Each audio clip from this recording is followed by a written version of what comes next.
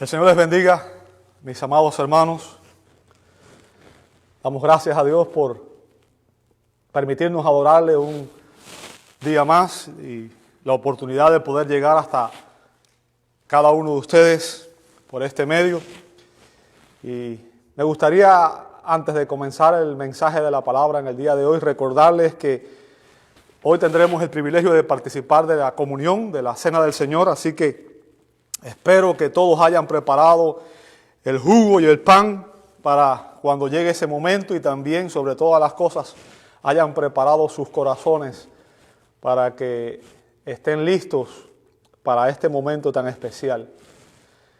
El día de hoy vamos a continuar con nuestra serie en el libro de Romanos, en los capítulos 9, versos 25 al 33. Romanos 9, 25 al 33.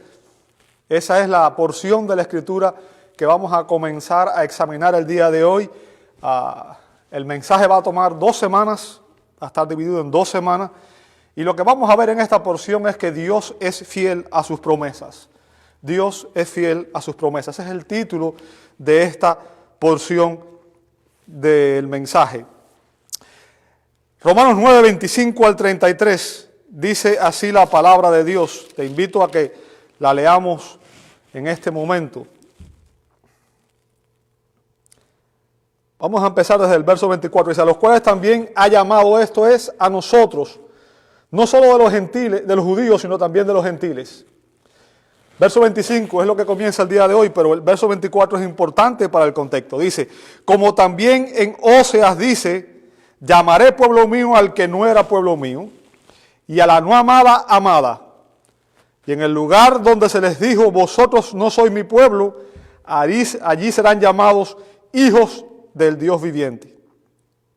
También Isaías clama tocante a Israel: si fuera el número de los hijos de Israel como la arena del mar, tan solo el remanente será salvo. Porque el Señor ejecutará su sentencia sobre la tierra en justicia y con prontitud.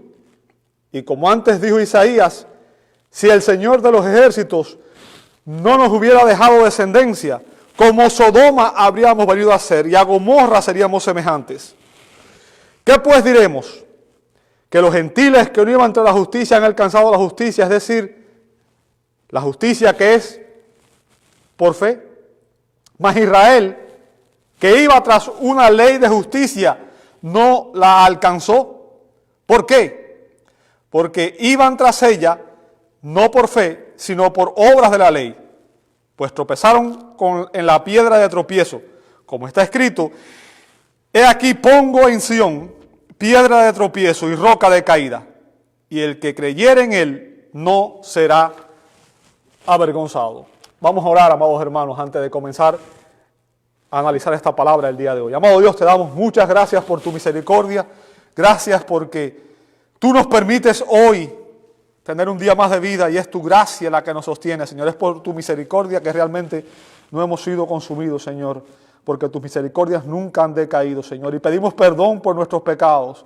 Pedimos que tú nos laves, nos limpies, y que en esta hora, Señor, tú nos permitas estar en plena comunión contigo, Señor. Te damos gracias por esta palabra en la cual tú, Señor, te has revelado y revelas la verdad concerniente a la salvación, Señor. Que tú eres fiel a tus promesas, Señor. Que tú eres fiel a tu palabra. Que tu palabra, Señor, es inmutable, no cambia.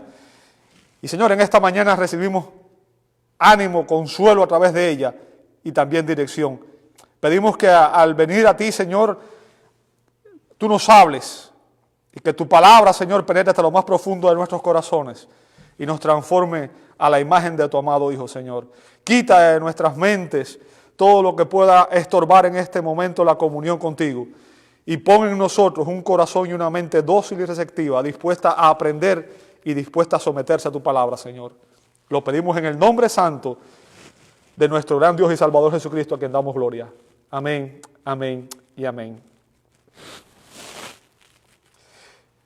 ¿Acaso Dios es infiel a sus promesas? ¿Acaso Dios es infiel a sus promesas? Comenzando el verso 24, que acabamos de leer ahorita, Pablo introduce un tema polémico. un tema polémico. Para los judíos, en los días de Pablo, los gentiles eran particularmente merecedores de la ira de Dios. Para los judíos, los gentiles no eran dignos de alcanzar la salvación. Y Pablo está lidiando en estos versos con un asunto teológico importante. Israel había sido escogido por Dios, era el pueblo escogido por Dios. Y ahora Pablo está enseñando que Jesús es el Mesías que había sido prometido a lo largo de la Escritura. Y que al rechazarlo, la mayor parte de la nación de Israel, la mayor parte de los judíos se habían condenado.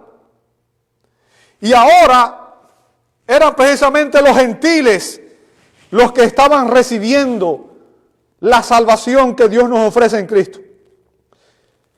Israel se estaba condenando y la iglesia, que en su gran mayoría estaba compuesta por gentiles, estaba ahora siendo reconocida como el pueblo de Dios. Como el pueblo de Dios. Ahora, ¿acaso no evidencia esto que Dios ha fallado a su promesa? Que Dios ha sido infiel a Israel. Ese es el punto. O sea, lo que Pablo está viendo aquí es algo importante porque se está hablando de la integridad, de la fidelidad de Dios a sus promesas. Si Dios le falló a Israel, ¿qué garantías tenemos nosotros de que Dios no nos va a fallar? Eso es todo lo que Pablo está viendo en los versos, en los capítulos 9, 10 y 11. La fidelidad de Dios a sus pactos, a sus promesas. Y en estos versos que vamos a ver el día de hoy, Pablo da dos evidencias que demuestran que Dios ha sido fiel a su promesa de redención. Dos evidencias de que Dios ha sido fiel a su promesa de redención. ¿Cuáles son esas evidencias? Las evidencias que Pablo nos da son las revelaciones divinas, están en los versos 25 al 29, y las razones divinas, vamos a ver los versos 30 al 33. El día de hoy nada, vamos a ver la primera parte, porque es demasiado rico, demasiado contenido, así que solamente vamos a ver las revelaciones divinas, que están en los versos 25 al 29. Vamos a ver aquí que nuevamente Pablo recurre a las escrituras del Antiguo Testamento. Pablo defiende sus enseñanzas utilizando las sagradas escrituras. O sea, Pablo no argumentaba filosóficamente ni históricamente. Pablo tomaba los pasajes de la escritura y los explicaba, hacía una exégesis y los aplicaba. Les enseñaba a las personas cómo la escritura se estaba cumpliendo en el contexto. El apóstol utiliza aquí 4 citas del Antiguo Testamento, 2 del profeta Oseas, uno de los profetas menores, y 2 del profeta Isaías, uno de los profetas mayores. Dios había revelado a través de Oseas que Él no limitaría su gracia salvífica a Israel, sino que su plan, su propósito eterno, también incluía la salvación de los gentiles. Eso lo vamos a ver, está en los versos 25 al 26. Y a través del profeta Isaías, que ese plan, que ese propósito divino, solo incluía un remanente fiel dentro del pueblo de Israel. O sea, Dios nunca prometió que toda la nación de Israel sería salva, sino que solamente un remanente fiel había sido escogido en el propósito salvífico de Dios. Así que esto es lo que vamos a ver el día de hoy. Y vamos a comenzar en primer lugar con las revelaciones dadas a través del profeta Oseas, en los versos 25 al 26. Vamos a comenzar ahí. Verso 25 dice así la Escritura: como también en Oseas dice, llamaré pueblo mío al que no era mi pueblo, y a la no amada, amada. El apóstol Pablo hace aquí una alusión. O sea, esto no es una cita, sino más bien es como una especie de paráfrasis. Pablo está parafraseando al profeta Oseas, capítulo 2, verso 23. Oseas 2:23 dice, y la sembraré para mí en la tierra, y tendré misericordia de lo Ruama, y diré a mí, tú eres pueblo mío, y él dirá, Dios mío. Ahora, si queremos entender esta alusión, necesitamos comprender el contexto en que el profeta dio estas palabras. Para poder entender todo lo que Pablo está diciendo aquí, necesitamos entender primero qué fue lo que dijo Oseas y en qué contexto él lo dijo. Debido al pecado y la rebelión de Israel, recuerden que Dios formó la nación de Israel de Abraham, ¿verdad? Abraham, Isaac y Jacob, los tres patriarcas, y de Jacob Dios le cambió el nombre, lo llamó Israel. De Israel nacieron los 12 hijos de Israel, se constituyeron en las 12 tribus de Israel. Y Israel primero fue una nación unida, un reino unido durante el tiempo de Saúl, durante el tiempo de David, durante el tiempo de Salomón. Pero debido al pecado y la rebelión de la nación de Israel, que constantemente se rebelaba contra Dios, el reino fue dividido en dos en el año 931 a.C. La nación se dividió en dos partes. Al norte estaba el reino de Israel con 10 tribus y Samaria como capital. ¿Ok? Y Samaria como capital. Y al sur estaba el reino de Judá con 2 tribus y Jerusalén como su capital. Ahora, el profeta Oseas ministró en el reino del norte, en el reino de Israel, ¿ok? Entre los años 755 al 710 antes de Cristo. Y sus palabras proféticas están dirigidas primariamente, no exclusivamente, pero sí primariamente al reino de Israel. Eso, por ejemplo, usted puede verlo en Oseas 7:1. El tema central del libro de Oseas, o sea, el propósito del libro de Oseas, es demostrar la lealtad del amor de Dios por su pueblo del pacto, que era Israel, obviamente, a pesar de la infidelidad e idolatría de su pueblo. Dios fiel, Israel infiel e idólatra. Y fue en ese contexto que Dios le dijo al profeta Oseas, en Oseas capítulo 1, versos 2 al verso 9, y no lo voy a leer completo por una cuestión de tiempo, nada más voy a leer las partes que más me interesan, aunque yo les puse la cita en sus notas. Dios le dijo a Oseas, verso 2, ve, tómate una mujer fornicaria e hijos de fornicación, porque la tierra fornica apartándose de Jehová. Verso 3, fue pues y tomó a Gomer, hija de Diblaín, la cual concibió y le dio a luz un hijo. Verso 4, y le dijo Jehová, fíjense, y le dijo Jehová, ponle por nombre Jezreel. Verso 6, concibió ella otra vez y dio a luz una hija. Y le dijo Dios, ponle por nombre Lo-Ruama. Verso 8, después de haber destetado a Lo-Ruama, concibió y dio a luz un hijo. Y dijo Dios, ponle por nombre Lo-Ammi, porque vosotros no sois mi pueblo, ni yo seré vuestro Dios. Lo que vemos en el libro de Oseas es que la infidelidad de Gomer hacia su esposo, la infidelidad de Gomer hacia Oseas, es una clara analogía de la infidelidad espiritual de Israel hacia Dios. Dios usó este matrimonio como un símbolo de la fidelidad del esposo y de la infidelidad de la esposa. En este caso, Dios era el esposo, Israel la esposa infiel. Y note que los nombres de los 3 hijos que tuvieron Oseas y Gomer fueron dados por Dios mismo. Y cada uno de esos nombres representaban la actitud que Dios tendría hacia su pueblo Israel. El primer hijo, Dios lo llamó Yisrael. Y este sustantivo proviene de dos raíces.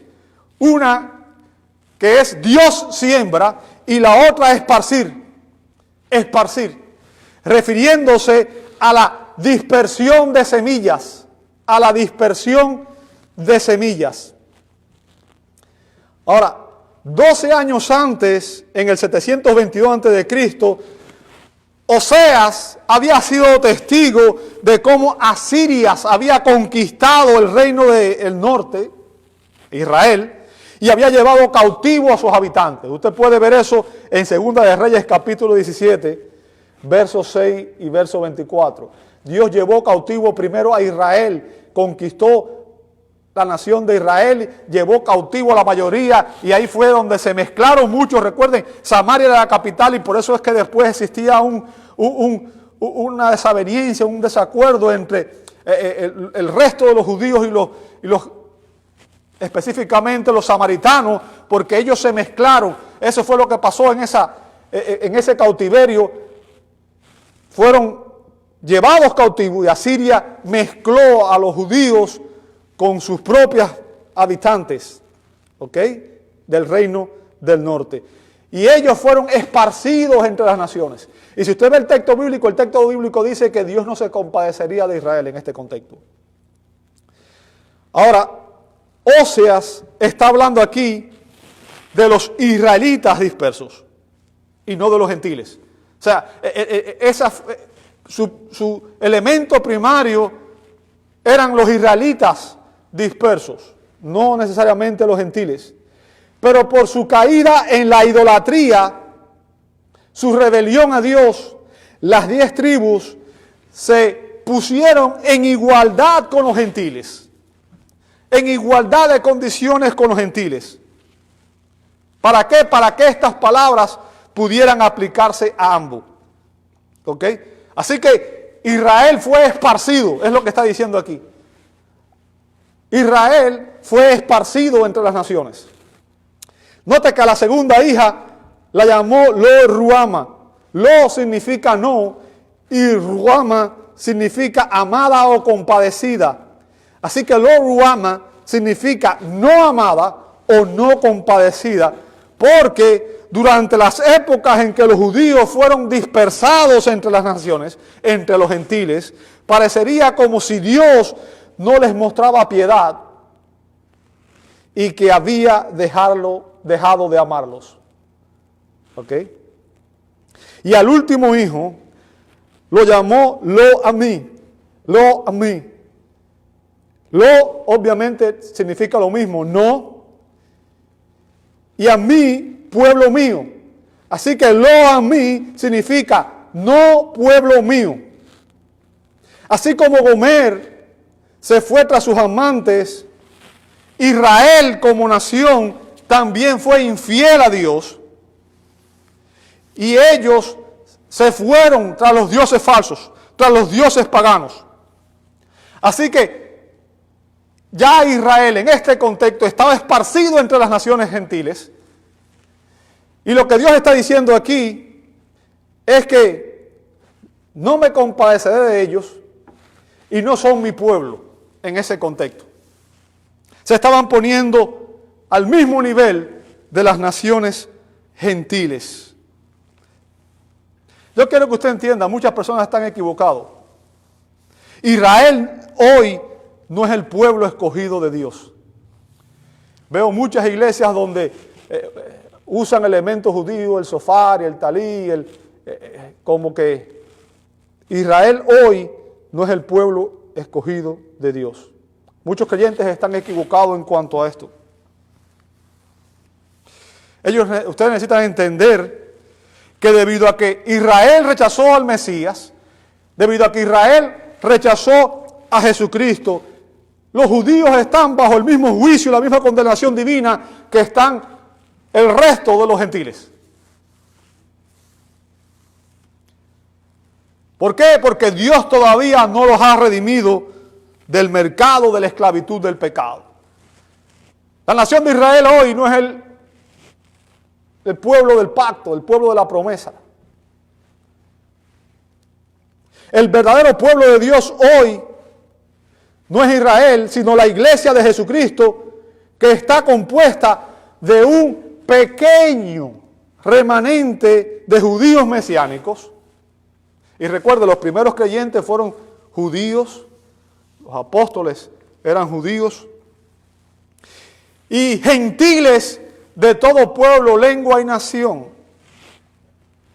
De acuerdo con el principio de elección, Dios había trazado este plan, y lo que se nos está diciendo aquí es que este plan no es algo nuevo, es algo que ya Dios había trazado desde el Antiguo Testamento. Esto es conforme al propósito, al plan eterno de Dios. ¿Ok? Solamente aquellos que han recibido a Cristo como Señor y Salvador hoy forman parte de su pueblo, forman parte de su pueblo escogido. No importa de qué nación seas, si eres judío o gentil, si no estás en Cristo, estás bajo la ira de Dios. Así que los judíos hoy, que en su gran mayoría han rechazado a Jesús, están bajo el juicio y la ira de Dios. Y los gentiles, aquellos que antes estábamos, como dice Efesios capítulo 2, versos 2 al 13, estábamos alejados de la ciudadanía de Israel, porque Israel era el pueblo del pacto, y ajenos a los pactos de las promesas, sin esperanza y sin Dios en el mundo. Y eso en el Antiguo Testamento se refería a los judíos, a los gentiles específicamente. Dios ha llamado a los gentiles, que no éramos su pueblo, a ser su pueblo. O sea, vea 1 de Pedro 2:10. Vosotros que en otro tiempo no eras pueblo, pero que ahora sois pueblo de Dios, que en otro tiempo no habías alcanzado misericordia, pero que ahora habéis alcanzado misericordia. O sea, la profecía de Oseas tenía dos contextos. Un contexto histórico que ocurrió poco después de que Oseas escribió esto. También el reino del sur cayó y fue llevado cautivo. Y por 70 años Judá estuvo en el cautiverio, pero muchos de ellos regresaron y pudieron reconstruir la nación. Pero también esa profecía tenía una connotación profética y señalaba el hecho de que Israel iba a rechazar al Mesías y que sería nuevamente esparcido entre las naciones. Esos dos contextos tiene este pasaje. Pero lo que quiero que vea conmigo aquí es que lo que Oseas está diciendo es que aquellos que no éramos amados, ahora somos amados. Y la connotación obviamente está relacionada con los gentiles. Con los gentiles. Ahora, sí quiero hacer una aclaración muy importante. Esto no significa que Dios ha abandonado definitivamente a la nación de Israel.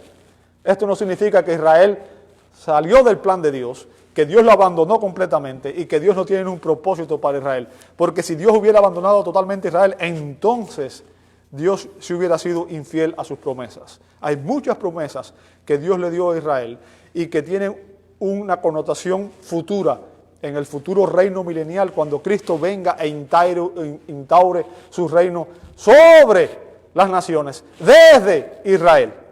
¿Ok? Así que vamos a ver más adelante que Pablo nos aclara que Dios no ha abandonado definitivamente a Israel. Pero en el plan, en el propósito redentor de Dios, lo que está sucediendo hoy, el hecho de que Israel haya rechazado al Mesías y de que gran parte, la mayoría del pueblo de Israel esté fuera de su propósito y que hoy ellos no sean reconocidos como su pueblo, era algo que estaba dentro de su plan. Algo que estaba dentro de su propósito. A Dios esto no lo sorprendió. Y quiero que entienda que aplicando la analogía, vemos en el capítulo 3 del profeta Oseas, y usted puede leerlo después detenidamente, que Oseas fue y recuperó a su esposa, después de que ella se fue tras sus amantes y se prostituyó. Gomer había abandonado a Oseas, se fue tras sus amantes, se prostituyó, pero cuando ella fue vendida en el mercado, Oseas fue, la compró, y usted puede ver eso en Oseas capítulo 3, verso 2, dice que él la compró y la restauró a la antigua posición de honor. Oseas 2:19. Así que lo que estamos viendo aquí es algo que veremos también más adelante, es que Dios promete que Él redimirá a Israel, su pueblo infiel, su pueblo adúltero, lo redimirá y lo restaurará a su posición de honor. Eso es lo que vamos a ver más adelante, cómo Israel está en el plan de Dios, en el calendario divino. Hay un propósito todavía con la nación de Israel. Pero hasta que ese día llegue, Israel no será tratado como el pueblo escogido de Dios, sino la iglesia. Es la iglesia hoy la que camina con Dios, el pueblo de Dios. Una iglesia que está compuesta, como dije, por judíos y gentiles. Así que hemos visto la primera revelación de Oseas y ahora analizaremos la segunda, verso 26. Dice en el verso 26, y en el lugar donde se les dijo, vosotros no sois pueblo mío, allí serán llamados hijos del Dios viviente. O sea, la segunda cita que nos da aquí el apóstol viene de Oseas capítulo 1, verso 10. Oseas capítulo 1, verso 10. Dice, con todo será el número de los hijos de Israel como la arena del mar, que no se puede medir ni contar. Y en el lugar donde se les fuere dicho, vosotros no sois pueblo mío, les será dicho, sois hijos del Dios viviente. Ahora, el significado es muy similar al del verso anterior. Como nos dice el doctor John MacArthur, el propósito de Pablo es mostrar que la incredulidad de Israel no fue una sorpresa para Dios y no fue de ninguna manera inconsistente con su plan divino para su pueblo elegido o para el mundo. Pablo también se refería al rechazo de Israel del Mesías, Jesucristo, en su primera venida. Rechazar al Hijo de Dios era la infidelidad suprema de Israel hacia Dios. Su acto consumado de adulterio espiritual en el que vivía cuando Pablo escribió su carta a Roma y todavía vive hoy. Al igual que su rechazo a Dios en el tiempo de Oseas, el rechazo de Israel a Cristo en el tiempo de Pablo fue perfectamente consistente con el plan divino de Dios. Israel respondió a Cristo exactamente como los profetas habían predicho cientos de años antes. O sea, lo que está diciendo aquí es que las profecías de Oseas tenían dos connotaciones, una histórica, una profética. La histórica se cumplió cuando tanto Israel como Judá fueron llevados cautivos y fueron llevados a las naciones y parecía como que esparcidos allí y que no eran el pueblo de Dios y que Dios no tenía misericordia de ellos. Pero también anunciaba un evento profético cuando Israel nuevamente rechazaría al Mesías y sería esparcido entre las naciones y se pondría en la misma condición que los gentiles. Recordemos que al final casi de su ministerio terrenal, Jesús predijo que el templo de Jerusalén sería destruido. En Mateo 24, 1 y 2. La profecía dada por Jesús se cumplió en el año 70 después de Cristo, cuando el general Tito entró en Jerusalén y llevó a la ciudad a las ruinas, destruyó la ciudad. En ese contexto, un gran porcentaje de los judíos sobrevivientes huyeron de Israel por pánico, por temor. Y varios años después, específicamente en el 132 después de Cristo, los romanos esparcieron al resto de los judíos y los sacaron de su tierra. Así que desde entonces y hasta el año 1948, el pueblo de Israel estuvo en la dispersión. Vemos ahí el cumplimiento del profético de lo que Oseas estaba diciendo. Serán esparcidos entre las naciones. Desde el año 132 hasta 1948, Israel estuvo esparcido entre las naciones del mundo. En ese año fueron reconocidos como nación por las Naciones Unidas. Pero aún hoy, una gran cantidad de judíos viven fuera de su patria, viven en la dispersión, no están en Israel. Y lamentablemente, la mayor cantidad de los judíos también sigue sin reconocer a Jesús como el Mesías. Siguen sin reconocer a Jesús como el Mesías. Y debido a ello, su actual estado de dispersión, ellos están, y es lo que está diciendo el profeta, en la misma condición de los gentiles. En la misma condición de los gentiles en lo que respecta a su relación con Dios. Esparcidos entre las naciones, no son el pueblo mío, porque están fuera del propósito y del plan y de la voluntad de Dios al rechazar al Mesías. Están dispersos y sin salvación. Dispersos y sin salvación. Ahora, como dije, no quiero que esto ustedes entiendan que esto implica que Dios ha rechazado permanentemente al pueblo de Israel. Vamos a ver en Romanos 11, 25, 26 que dice: porque no quiero, hermanos, que ignoréis este misterio, para que no seáis arrogantes, dice Pablo a los gentiles, en cuanto a vosotros mismos, que ha acontecido a Israel endurecimiento en parte, hasta que haya entrado la plenitud de los gentiles.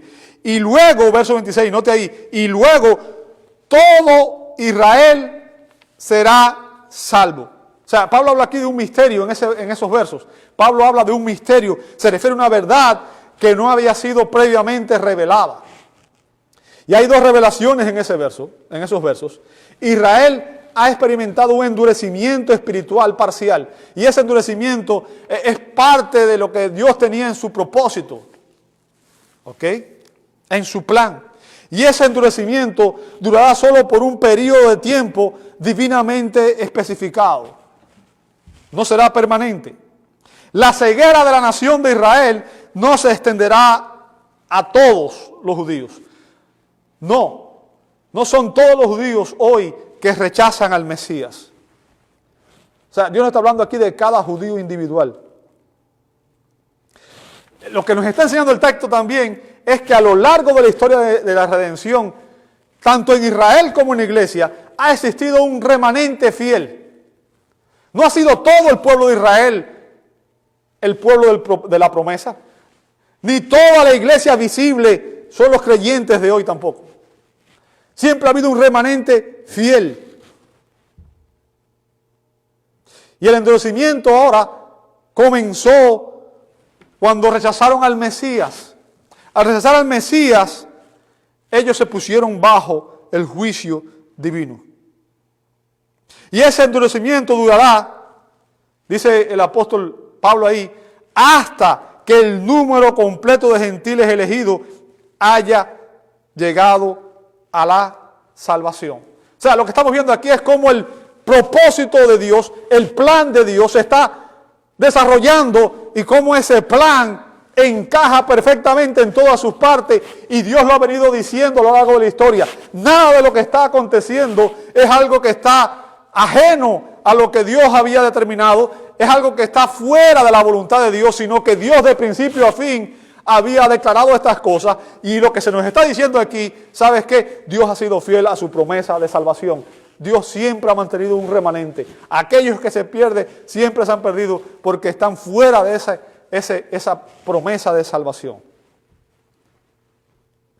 Y les recuerdo una vez más que aunque los dos versículos de Oseas fueron originalmente dirigidos a las tribus del norte de Israel, Pablo los aplica aquí a los cristianos gentiles, que ahora, dice al pueblo, dice Pablo aquí, lo que está diciendo él, los gentiles ahora somos pueblo. No éramos pueblo, no éramos el pueblo del pacto, no éramos el pueblo de las promesas. Sin embargo, ahora somos su pueblo, el pueblo de Dios. Somos el pueblo de Dios. Antes no éramos amados, pero ahora somos amados. Y ahora somos hijos e hijas del Dios viviente. Eso se aplica a la iglesia, se aplica a todos aquellos que han recibido a Jesús como su Señor y Salvador. La iglesia es el pueblo elegido por Dios en esta presente dispensación. La iglesia es el pueblo de Dios. Así que hemos visto, en primer lugar, las revelaciones dadas por el profeta Oseas, y vamos a ver en segundo lugar las profecías dadas a través de Isaías. Isaías 27 al 29. Isaías 27 al 29. Dice el verso 27, también Isaías clama tocante a Israel. Si fuera el número de los hijos de Israel como la arena del mar, note lo que dice después. Note. No dice, todos serán salvos. Fíjense lo que dice, tan solo el remanente será salvo. Y eso es consistente con lo que hemos venido diciendo. Dios nunca dijo, todo Israel sería el pueblo escogido de Dios y todo Israel sería salvo. Así que este texto pasa de la inclusión de los gentiles al llamado del remanente de Israel a lo largo de la historia de redención. Para demostrar que Dios ha sido fiel a su promesa de salvación. Dios ha sido fiel a su promesa de salvación. ¿Saben? La mayoría de los judíos esperaban que solo se salvara un pequeño grupo de los gentiles y toda la nación de Israel. Esa era su expectativa. Pero la respuesta inicial al Evangelio ha sido precisamente lo contrario. Solo una minoría de los judíos ha reconocido a Jesús como su Mesías. Y la mayoría de los creyentes en esta presente dispensación son gentiles. Y esto, amado hermano, también es consistente con lo dicho por Jesús en Mateo 20:16, cuando él dijo, muchos son llamados, pocos escogidos. Ahora, una verdad que es evidente de este verso es que en el plan, en el propósito de Dios, Dios ha sido consistente y fiel a su promesa de redención. Dios nunca tuvo la intención de salvar a cada judío individual. De principio a fin, fue aquellos que Dios escogió para salvación. Dios siempre ha operado bajo el principio de la elección. Es lo que vimos en el verso 11, ¿recuerdan? Para que el propósito de la elección permaneciere. Dios escogió a Isaac y no a Ismael, a Jacob y no a Esaú. Escogió a unos y no a otros. Y esto evidencia que solo un remanente, solo un grupo pequeño de la gran cantidad de judíos y gentiles son atraídos a Cristo. Note las palabras de Isaías. Si fuera el número de los hijos de Israel como la arena del mar, tan solo el remanente será salvo. Es importante que entendamos esto, porque hay mucha confusión al respecto. De hecho, hay algunos que tratan de enseñar el concepto de salvación colectiva, de que tanto Israel como la iglesia, que la iglesia es Cristo, es el elegido, y que todos los que están en Cristo son los elegidos, pero tratan de eliminar el concepto de elección individual. Pero la Biblia evidencia de principio a fin que Dios escogió a personas. Dios escogió a Isaac, Dios escogió a Abraham, Dios escogió a Isaac, Dios escogió a Jacob. Como Dios ha escogido a usted y a cada creyente genuino a lo largo de la historia.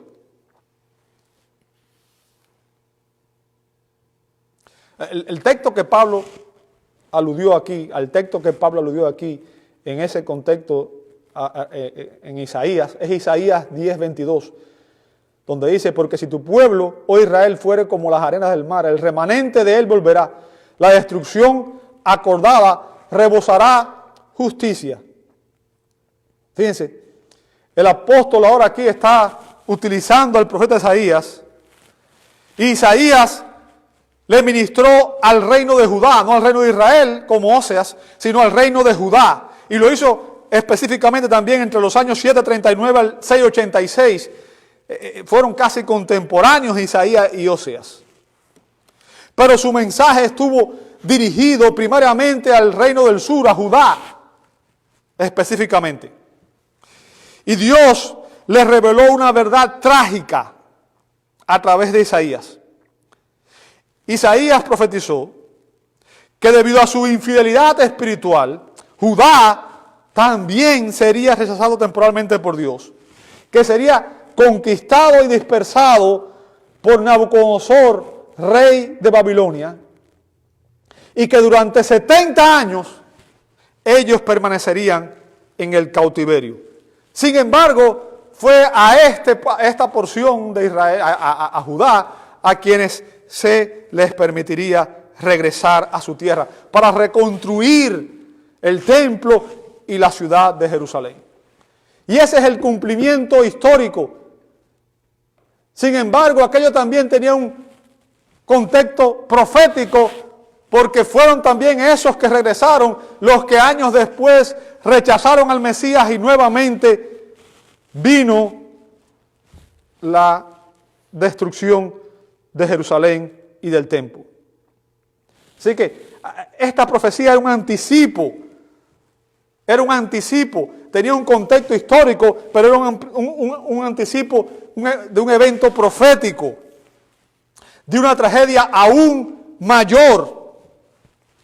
Anticipaba el futuro rechazo del Mesías, lo cual causaría una futura matanza y dispersión de los judíos, que como vimos fue ejecutada por Roma, tanto en el año 70 como en el año 132 se consumó cuando Israel fue esparcido por el mundo. Note que Pablo declara en el verso 28, porque el Señor ejecutará su sentencia sobre la tierra en justicia y con prontitud.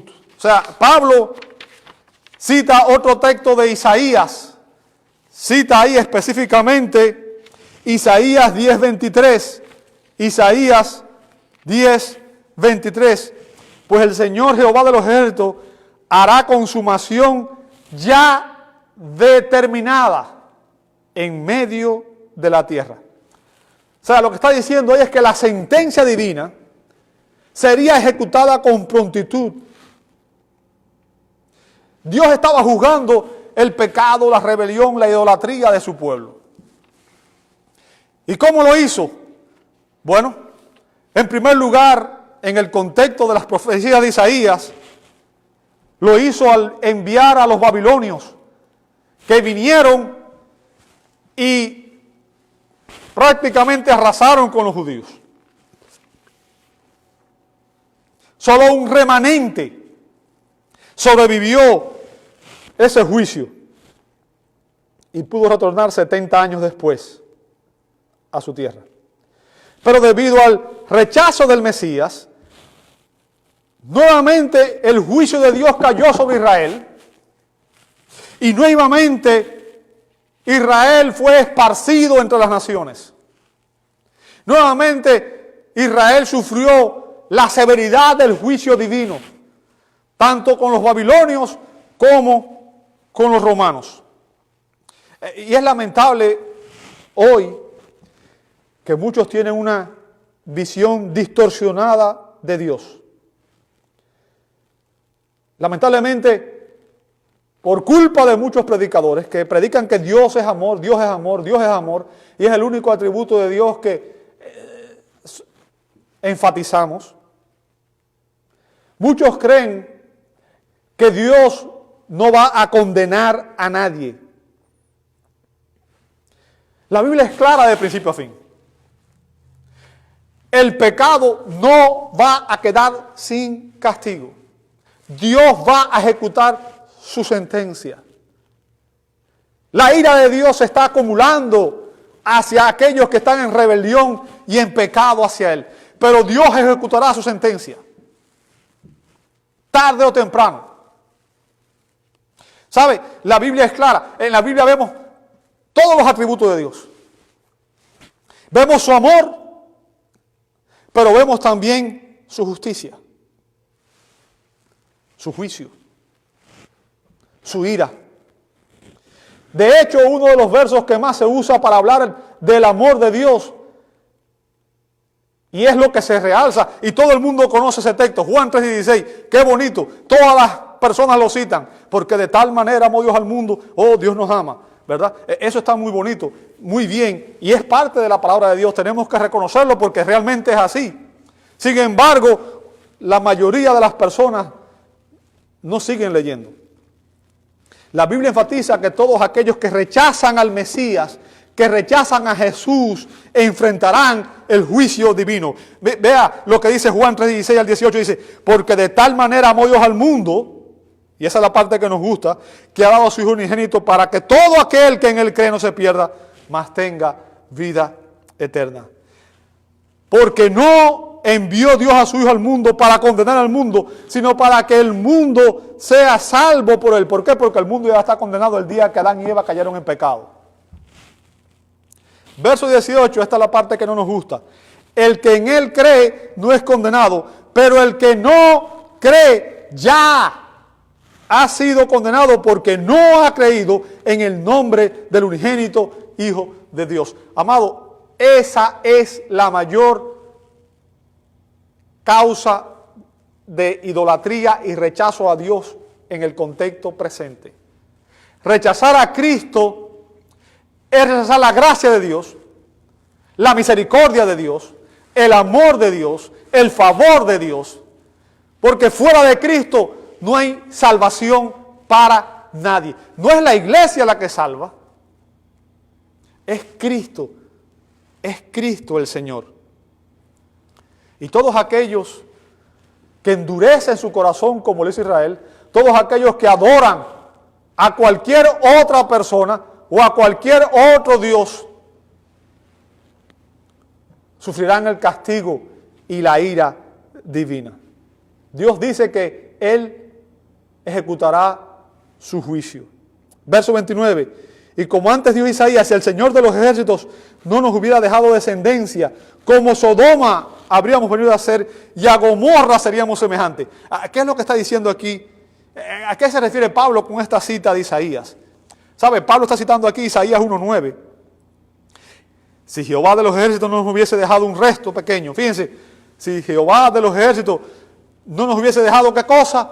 Un resto pequeño, un remanente. Note que no es muchas personas. Note lo que dice después. Como Sodoma fuéramos y semejantes a Gomorra. O sea, lo que está enfatizando Pablo aquí, amado hermano, es que solo un remanente de Israel, como solo un remanente en la iglesia, porque la iglesia visible no es la iglesia genuina. Dentro del pueblo de Dios la Biblia nos dice claro que hay creyentes e incrédulos.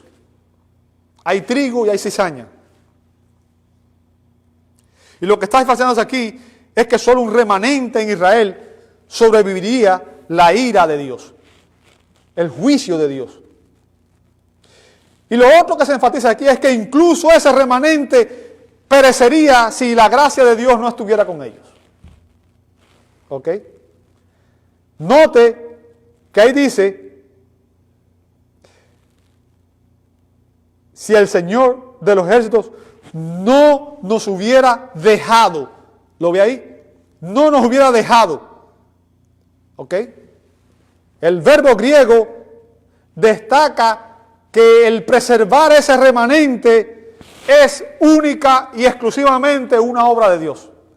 Es Dios quien llamó a ese remanente, quien preserva el remanente y quien lo mantiene, lo sostiene hasta el final. Es una obra exclusiva de Dios. Y Dios es llamado aquí en este contexto Kyrios Sabaoth, Señor de los ejércitos. Es un título que vino a ser utilizado para designar aquel que es supremo, el soberano Señor, el que tiene control sobre todo, el mayor poder que existe. Ese se le atribuye a Dios. Y lo que está diciendo aquí es que a pesar de que la mayor parte del pueblo de Israel fue incrédulo a lo largo de la historia de redención, Dios mismo, conforme a su propósito de elección, ha llamado, ha escogido, ha preservado a un remanente fiel. Sin ese remanente fiel que Dios ha mantenido a lo largo de la historia de redención, tanto entre los judíos como entre los creyentes de la iglesia hoy, tanto en Israel como entre las naciones gentiles, lo que está diciéndose aquí es que si Dios no hubiera preservado este remanente fiel, nosotros no hubiéramos sido para nada diferentes a Sodoma y a Gomorra. Es decir, nosotros ya habríamos sido completamente aniquilados por Dios. Ha sido solo por la gracia de Dios que se ha evitado la destrucción total y definitiva del mundo entero, porque Dios ha escogido preservar para sí un remanente fiel a lo largo de la historia. Y eso, amado hermano, es lo que dice aquí, que es consistente con su propósito divino, con su plan y con su promesa. Y por tanto, estamos viendo que Dios es fiel, ha sido fiel y será fiel para siempre. Bendito sea su nombre. Y es en Cristo que Dios nos ha dado todas estas cosas. Y el día de hoy, nosotros tenemos la bendición y el privilegio de poder participar de la cena del Señor. Y en la cena del Señor estamos declarando que nos estamos identificando con Cristo, aquel que descendió del cielo, el Hijo de Dios que se humanó, vino a la tierra y murió en una cruz para darnos redención y vida eterna, para redimirnos del pecado, para salvarnos de nuestra corrupción. La Escritura nos advierte que para participar de la cena del Señor debemos ser en primer lugar creyentes genuinos, debemos haber recibido a Cristo como nuestro Señor y Salvador. Pero también se nos advierte que aún siendo creyentes genuinos, debemos venir con la actitud correcta hacia Él. Y que no debemos beber de esta copa, ni comer de este pan de una manera indigna. No debemos hacerlo si hay pecado y rebelión en nuestros corazones.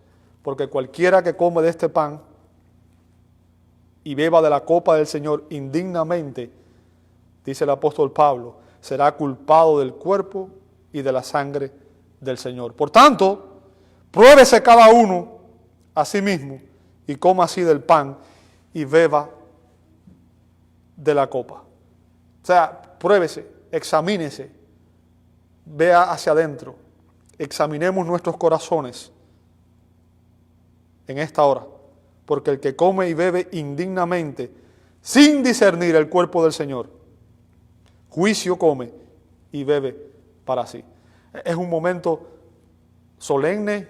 Les invito a que en este momento usted, ahí donde está, reflexione en su propia vida, reflexione si hay algún pecado todavía en su corazón que no ha confesado al Señor. Este es un buen momento para que vayamos a Él y confesemos nuestros pecados. La Escritura dice que si confesamos nuestros pecados, Él es fiel y justo para perdonar nuestros pecados y limpiarnos de toda maldad.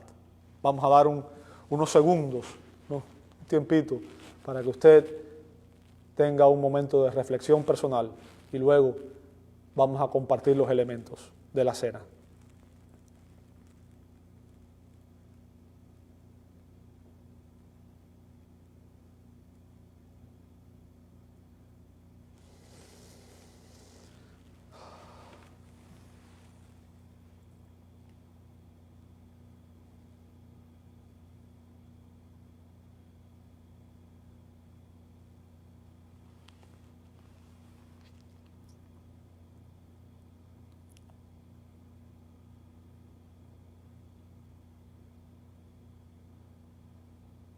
Amado Dios, te damos gracias porque nos permites este día acercarnos a ti a través de la cena. Gracias por el privilegio de poder clamar a ti, reconociendo de que no es por nuestros méritos, sino por los méritos de tu amado Hijo Jesucristo, quien es nuestro amado Señor y Salvador y a quien damos gloria y honra. Señor, pedimos en esta hora que tú perdones nuestros pecados, que tú nos laves, nos limpies, Señor. Tú nos santifiques y que en esta hora, Señor, al participar de estos elementos, recordemos el inmenso sacrificio que tú hiciste por nosotros en la cruz del Calvario, Señor. Recordemos que estos elementos son un símbolo de la gracia, del favor inmerecido, porque tú diste tu cuerpo en nuestro lugar, tú diste tu sangre en nuestro lugar. Y es por tu cuerpo y por tu sangre que hoy tenemos vida eterna, que hoy tenemos perdón, que hoy tenemos comunión contigo, Señor. No hay nada que podamos aportar. Todo el honor, toda la gloria es tuya, Señor. Y en esta hora nos humillamos ante ti, Señor. Y pedimos, Señor, que al recibir estos elementos, meditemos en el inmenso amor y el sacrificio inigualable que tú hiciste por nosotros. Y de ahí brote un corazón agradecido, un corazón humillado. Gracias, Padre. En el nombre de Jesús. Amén y amén. Porque yo he recibido del Señor lo mismo que os he enseñado, que el Señor Jesús, la noche en que fue entregado, tomó el pan y habiendo dado las gracias, lo partió y dijo: tomad, comed, este es mi cuerpo, que por vosotros es partido.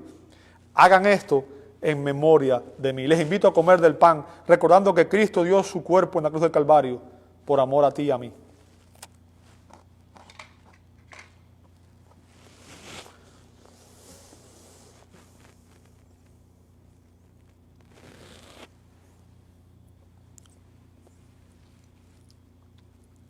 Asimismo tomó también la copa, después de haber cenado, diciendo: esta copa es el nuevo pacto en mi sangre. Haced esto todas las veces que la bebieres en memoria de mí.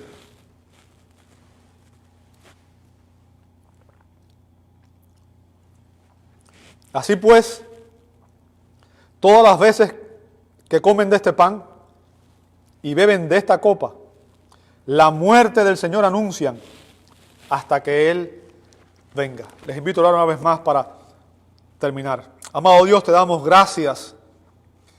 Gracias porque tu palabra es muy clara. Gracias, Señor, porque ella es verdadera. Y aun cuando hay muchas cosas que nos resultan difíciles de entender, Señor, danos un corazón y una mente dócil. Padre, sabemos que tú eres soberano y que tu propósito permanecerá. Y sabemos, Señor, que es tu misericordia la que nos permite estar este día en este lugar. No hay nada que hayamos aportado. Te damos gracias por esa sangre preciosa que fue derramada en la cruz del Calvario, porque son un símbolo del juicio divino y un símbolo del amor divino. Un símbolo de la ira de Dios contra el pecado y un símbolo de la compasión de Dios hacia los pecadores. Señor, gracias por tu misericordia. Y te pedimos, Señor, que tú seas propicio a nosotros y que tú nos santifiques, que tú obres en cada uno de nosotros y nos moldees cada día más a la semejanza de tu Hijo. Gracias por las bendiciones que nos das. Y pedimos, Señor, que tú bendigas tu pueblo donde quiera que esté. Te damos gracias porque a pesar de que no estamos todos aquí en este día, Señor, tu pueblo está en cada uno de los hogares. Y sabemos que allí tú nos has llamado, Señor, a cumplir también el mismo propósito, que es serte fiel, que es honrarte con nuestras vidas y servirte. Pido, Señor, que tú bendigas a cada uno de nuestros hermanos en Cristo, donde quiera que estos estén, y que nos llenes de tu gracia, de tu misericordia, y que también nos ayudes, Señor, a buscar tu rostro cada día más y a serte fieles cada día más. Ruego que el amor de Dios el Padre, que la gracia de nuestro gran Dios y Salvador Jesucristo y que la comunión del Espíritu Santo sea con todos nosotros, ahora y siempre. Amén, amén y amén. Dios le bendiga.